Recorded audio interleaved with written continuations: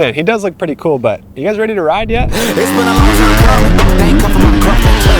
Putting up numbers, 99 pounds, and I'm still kept it 100. It's been a long time coming. They ain't come from my crop. They putting up numbers. Still kept it 100. People don't play. It is Husky time, and we have an epic track today to break in the new 2024 Husqvarna FC250 Rockstar Edition.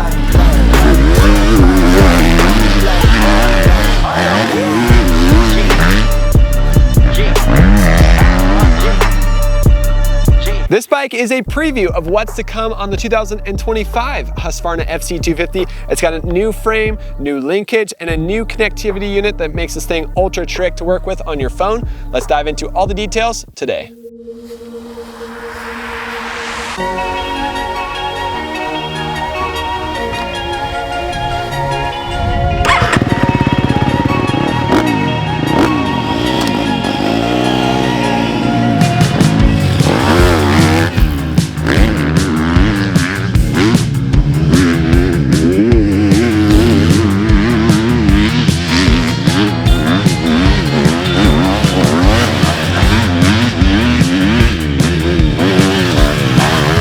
The 2024 Husqvarna FC250 Rockstar Edition retails for $11,449. Now that's $100 more than the KTM Factory Edition, and it's over $1,000 more than the stock 2024 FC250 for 2024. What are you getting with that? You're getting all of the 2025 updates to the chassis half a year early. It's kind of like getting next year's bike now, and that's the cool part about the Rockstar Edition models. Also, besides the updates to the frame, you're also getting the updated and new connectivity unit, which allows you to connect your phone to your bike to update map settings, engine braking, throttle response. But the coolest part about that, you can also use LitPro in your bike to see your lap times on the track. We'll talk more about that here in a little bit. Other upgrades that come with the FC250, you get an FMF muffler instead of the Akrapovic, which comes on the KTM Factory Edition. Yes, still a stock header on here. Also, you get a Guts seat cover instead of the KTM cover. It's a little bit different. One of the interesting differences though is the Pro Taper handlebars. They're a little bit flatter, a little bit lower, and a little bit wider on this bike. That also gives it a slightly different feel compared to the KTM. Otherwise, the white frame is exotic and trick. It stands out and makes this bike look really cool on the track. Other updates, of course, it's got the updated Power Parts wheels. It's got the updated Power Parts triple clamps, give you a little better feel on the front end, and they're adjustable offset, so give you some more options there. Plus, you get the whole shot device that comes stock. You get the front brake rotor guard with a floating front brake rotor. Also, you get the black sprocket, the skid plate, and other cool upgrades with this bike. It does come with an optional vented airbox cover too to give you a little more throttle response.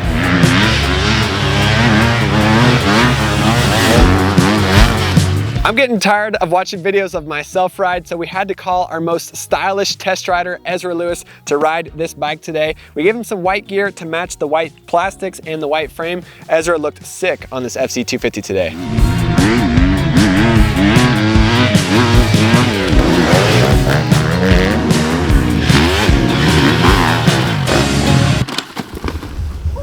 Dude, you just missed the cactus. Oh, I got lucky. Are you all right? Yeah. Oh.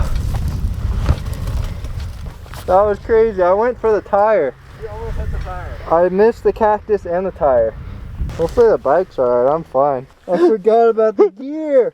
All right, Ezra just perfectly launched off of his bike over the cactus, missing the rock and missing the tire. I don't know how he landed that perfectly. But that's Trevor's Alpine Stars gear, and I hope there's no tears in it. The FC250, you've ridden the Gas 450. That's been your bike of choice. You haven't transferred over to the 2023 or 2024 models because of the stiffer frame. I guess explain your reason for why you raced a Gas last year instead of a KTM or a Husky. A few of the things that I liked about the old frame was just it was softer and more compliant, and I felt like that suited my style. Hopping on this bike today, actually like the changes they made to the frame. I felt like I had a little bit more of that feel in the rear, and I was able to slide the back end around and get it to turn how I wanted. Nothing against the previous frame, I still like that. This was a little bit more my style. So the big theme with this new FC250 Rockstar Edition is the updates to the chassis. A lot of updates that you can see, like these massive holes here in the shock tower mounts. Also the engine mounts, they went from completely sealed off to now they got massive holes in them as well. And there's a lot less material up here on the head of the frame, and even in these frame spars going up the side, a little bit thinner to get more flex out of this bike. So a big complaint our test riders had and a lot of customers had was the 2023 and 24 models too stiff, too rigid, and took way too long to break in on the track. Ezra has the benefit of being an MXA test rider. He wears an orange helmet and he looks really cool for us, but he also gets to ride a lot of cool bikes, so he knows what he wants to buy and what he wants to go racing on. Last year he went to all the AMA Nationals in the 450 class, and he rode the previous, what was it, 2022 and 23 Gas 450, which has the old frame that KTM and Husky had in 22 and prior. That frame, much more flexible, not as rigid. You know, you had the benefits of riding the new bikes with MXA, but you chose to buy a Gas last year. I guess, what was your thought process there? What I initially liked about the older frame was the softer, more compliant feel. And I got to try this bike today, and the things that I liked the most about it were it had more of that characteristic. It was more comparable to my 22 Gas. I really liked the softer frame. The new KTM frame at the time was a little too stiff. I liked a little bit more feel. I felt more comfortable with the old frame, and I could turn better. You also had a lot of parts for it too, I guess, so that made it easier to stick with the old frame. Yes, I had a lot of parts. I had triple clamps and a few things that couldn't switch over, so that made the decision easier. If I was in the market to buy a new bike right now, this would definitely be on that list. It has what I'm looking for, and it's more my style. More of that soft comfort feel, not so harsh and rigid. Yeah, I'm really impressed with what they did to the frame.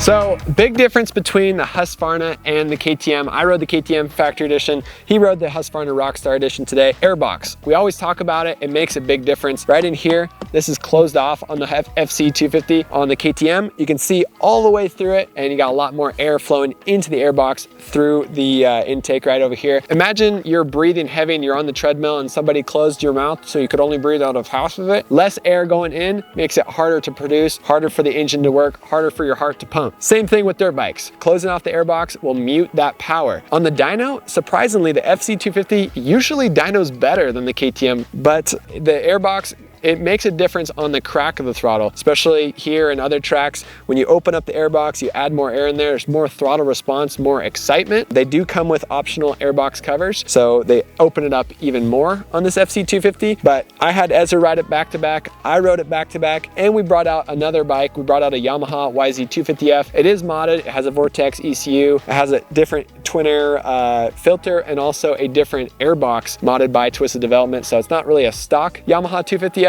but of course the Yamaha's very strong on the bottom end. Ezra, you had to rev this bike a little bit more to get more power out of it. What was your feeling comparing the Yamaha to this bike? Starting out today, I wasn't revving it. I was riding it like I was riding a 450, kind of babying it. That was smooth, but I was having a hard time really getting through some of the softer sections of the track. After I rode the Yamaha, I thought it was really good. I really liked the response. And coming back to this, Josh told me, you remind me that I needed to be higher up in the res. And it's been a long time since I've ridden a 250. So I kept that in mind, and instantly I liked it a lot more. And I was pretty happy with it from there. Speaking of RPMs, one of the coolest things about this fancy new unit up here behind the fork and on the front fender is that you can actually tell what RPM you're riding in around the track. Super cool and super easy to connect your phone to your bike. It does take a few different steps, but once you get connected, it's easy to upload maps to the bike, and it's cool to watch the LitPro leaderboard and your lap time around the track. We can actually see a GPS map of the track, and we can see exactly what throttle position Ezra is riding with around the track, whether he's opened 100%, 50%, or even 1%, and we can see what RPM he's riding in around the track as well. So we can monitor if he's in the 8 and 9,000 RPMs, and I say, hey, this bike revs to 14,000 RPM. You need to get it up to get the power out of this thing. So it's it's cool that you can monitor that on the LitPro app. Also, you can monitor gear position. What gear is Ezra hitting the uphill whoops in, and what gear am I hitting the uphill whoops in? We can monitor that. Also, segment times, speed, your average speed around the track, and your highest speed around the track. Another one, G-forces. It's crazy to see the G-forces going through these uphill rollers. You can see it spike to 10 and then go back down to 0, spike to 10 again, go back down to 0. So the metrics are almost unlimited. The data that this thing collects going around the track makes it really fun to dive into the details about your bike. Some guys, they're not smartphone guys, and they're not guys that want to be on their phone at the track. I totally understand that. Sometimes it's hot, you're sweaty, you don't want to stare at your iPhone, you just want to go ride and have fun with your friends. But for the guys who are really technical and like to get into the nitty-gritty, figuring out their technique, how it can make them faster on the track, how they can be improving their lap times, this app does a great job of making it fun to monitor all the little things on your bike.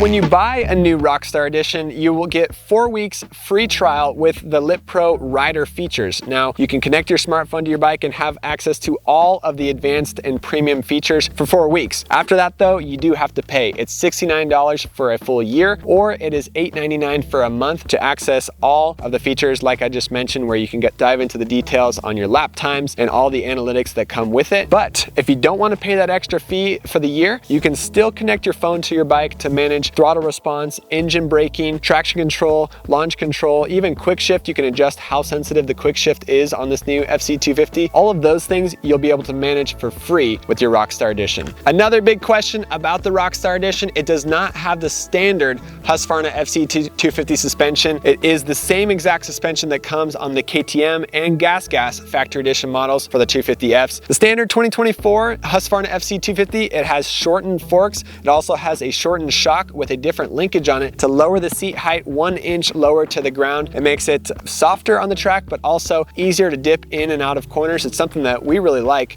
over at MXA. The Rockstar Edition models, not so. These have the same suspension settings as KTM and Gas. It's not softer and it's not lower, and that's a big difference about this bike.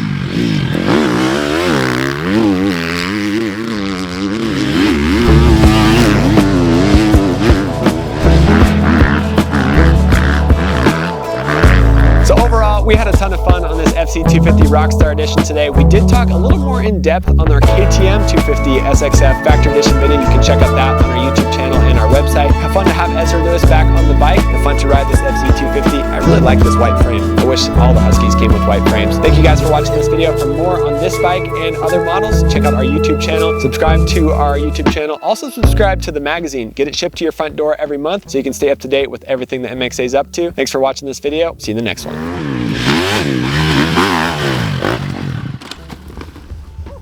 Dude, you just missed the cactus. Oh, I got lucky. Are you alright? Yeah. Oh. Oh. What a fail. Dude, that was crazy. I went for the tire. You almost hit the tire. I missed the cactus and the tire.